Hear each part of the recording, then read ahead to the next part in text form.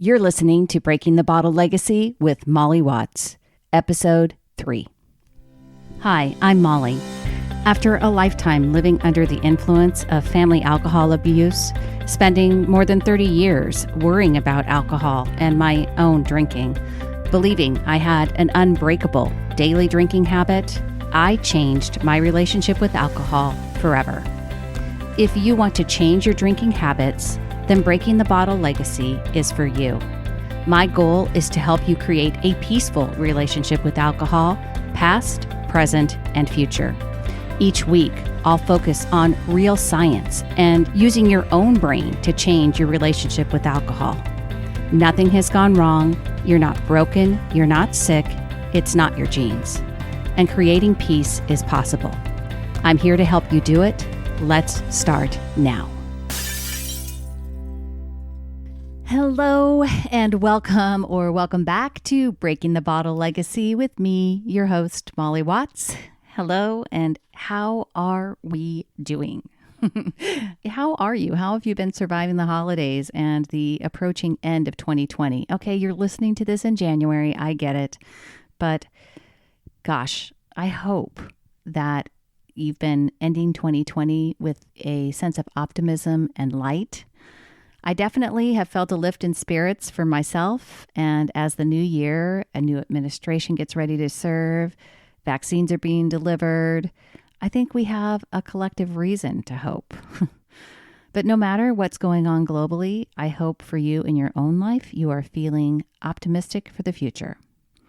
If you are struggling or feeling stressed, I hope you're not using alcohol to try and solve those feelings. But if you are, hey, let's look at that with curiosity and compassion. How can we take a next step to change that habit and make a better choice next time? So I want to say real fast too, this is episode number 3. I have done a full podcast before. Go back and listen to episode 1. I referenced it. What I will tell you is that I have found over time that episodes keep getting better and better and better. And I know that will be the case too with Breaking the Bottle Legacy. So I really appreciate you jumping in on these first episodes. I'm just getting my sea legs with all of this, with this content and how I want to deliver this message. So I appreciate you being here. I'm super excited. God, I have some great interviews coming up and I'm really excited to share those with you. I'm excited to share more and more information about how you can change your relationship with alcohol. And so I just want to say thank you again for coming along for the ride and for bearing with me in these early episodes as I'm figuring it out. So again, this is episode number 3, and Breaking the Bottle Legacy is all about helping people change their drinking habits, to stop buffering negative emotions with alcohol, and to create a peaceful relationship with alcohol, past, present, and future.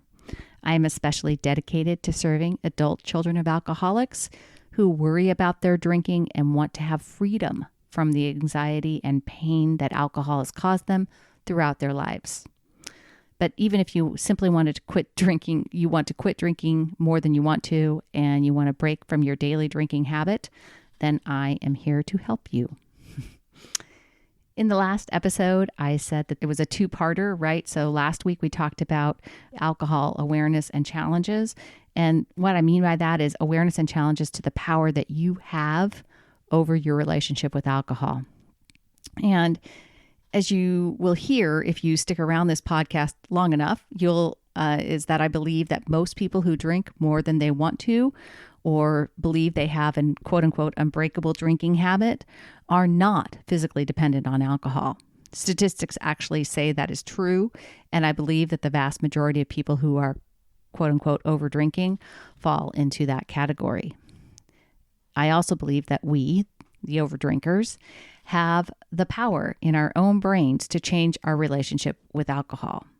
And in the last episode, I talked about the first challenges to that power that are science-based and that make it difficult to change your drinking habits. I label these as challenges but I want to contend that half the problem lies in awareness. Once you become aware of the challenges, they lose their strength. We talked about brain chemistry and neuroscience and the neuroscience of habits. as two areas of challenge that are based in science. And once you understand how alcohol impacts your brain chemistry and how our brains work to create habits, well, that helps you have the knowledge to overcome those challenges.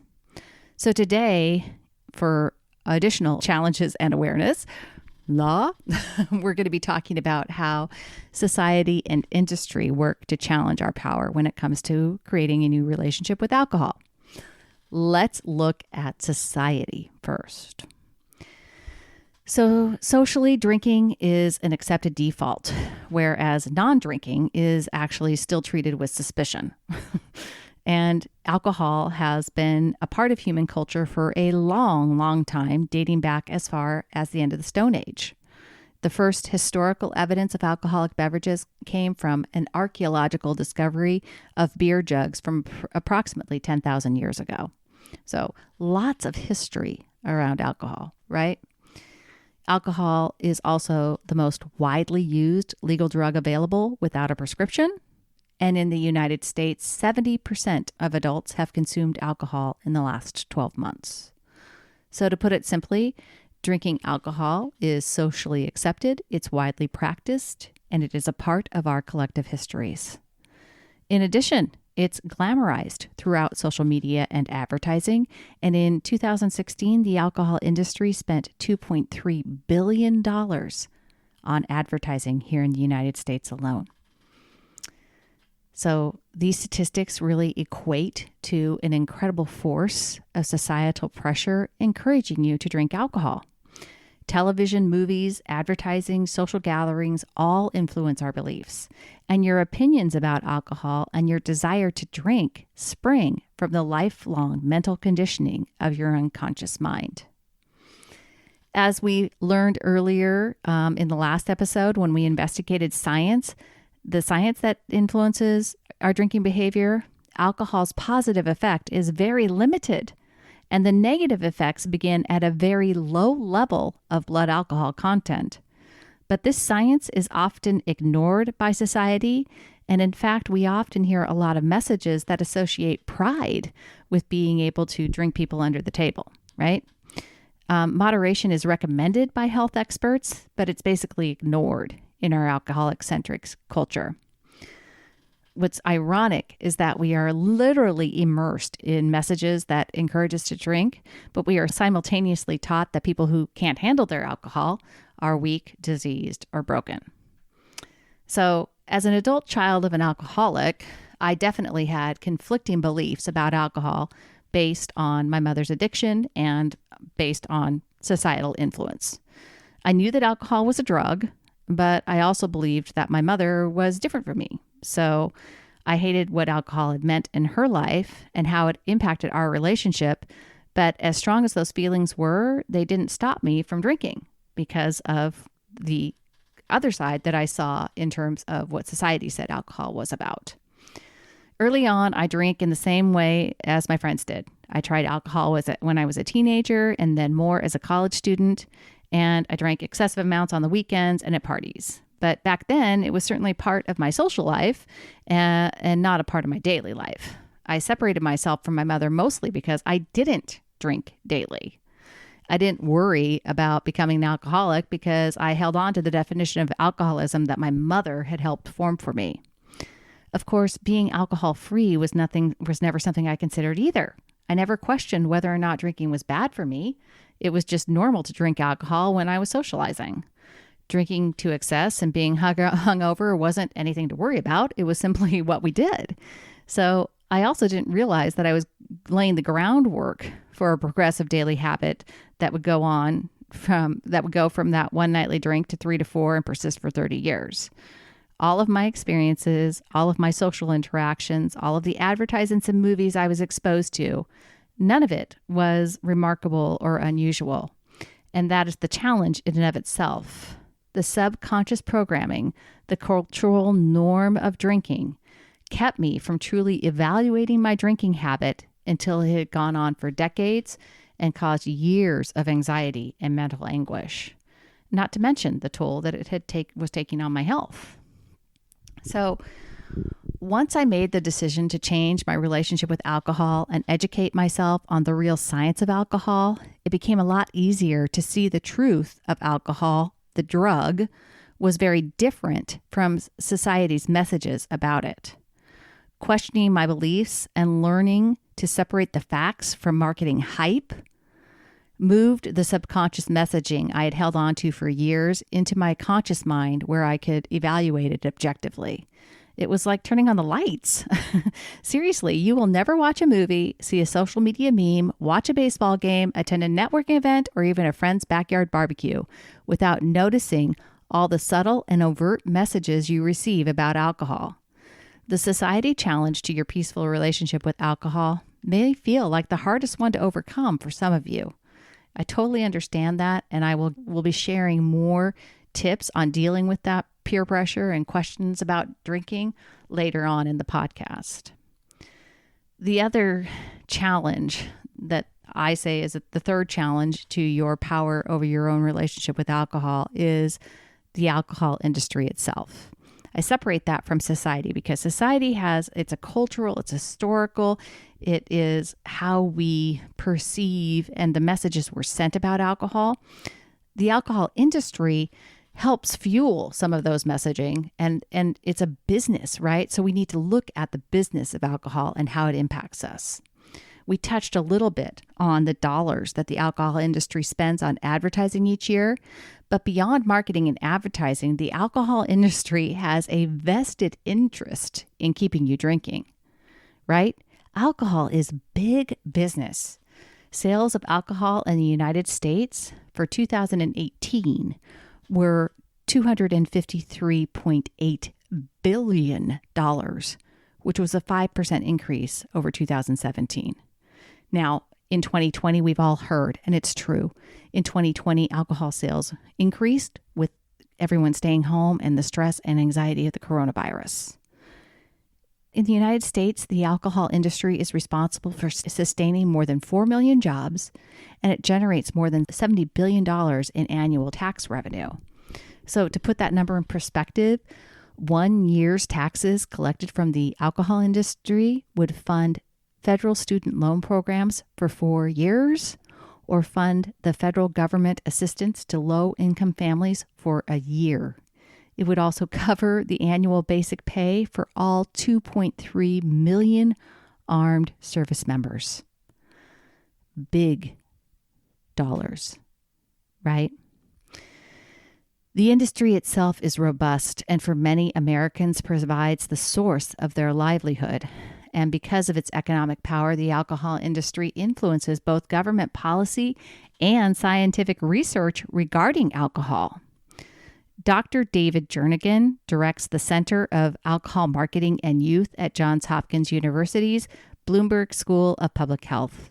And he says that laws dealing with alcohol production, sales, and use have eased thanks to efforts by alcohol manufacturers. He adds that public health messages about alcohol often cannot compete with the information from the alcohol industry. So what does this mean for someone who wants to change their relationship with alcohol? Well, it quite simply means that you're going to need to accept the fact that alcohol is going to be readily available to you for the rest of your life. This is a circumstance that is not likely to change. Whether you choose to drink alcohol or not, you will be surrounded by it everywhere you shop, go out to eat, at most entertainment and sports venues.